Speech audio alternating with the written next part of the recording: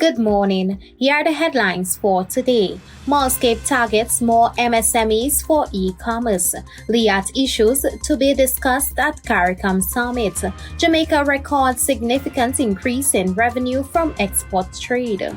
As a virtual community of businesses, Mallskape is targeting mainly micro, small, and medium-sized enterprises, MSMEs, which now accounts for more than 80% of Caribbean businesses, the opportunity to make their operations digital and more efficient.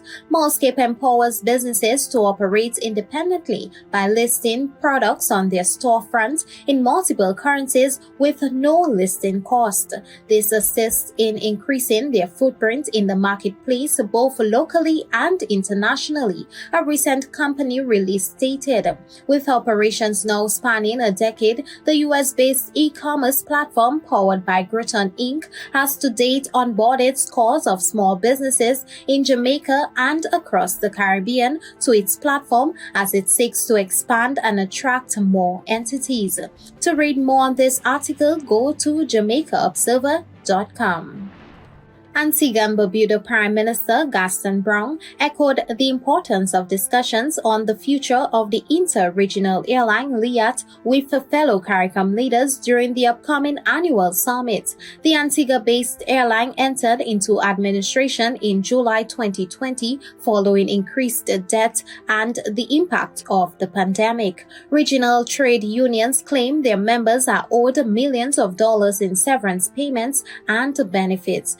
Highlighted Liat's role in improving connectivity and facilitating the movement of Caribbean residents.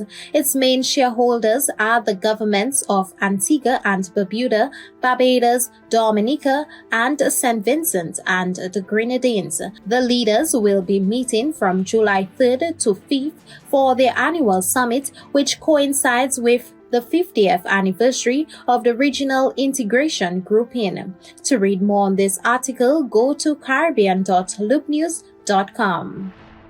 Jamaica received an estimated US $325.4 million in export earnings for the first 2 months of the year, representing a 54.6% increase on the US $210.4 million earned for January and February last year. The Statistical Institute of Jamaica Saturn said that the growth was primarily due to a 133.1% increase in the export of crude materials excluding fuels.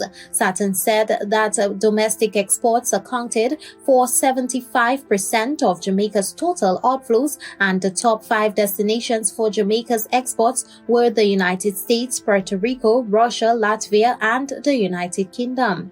Meanwhile, Jamaica's expenditure for January and February 2023 increased by 12.9%, largely attributable to higher imports of raw materials, intermediate goods, fuels, and lubricants, and consumer goods, mainly from the US, China, Japan, Colombia, and Turkey.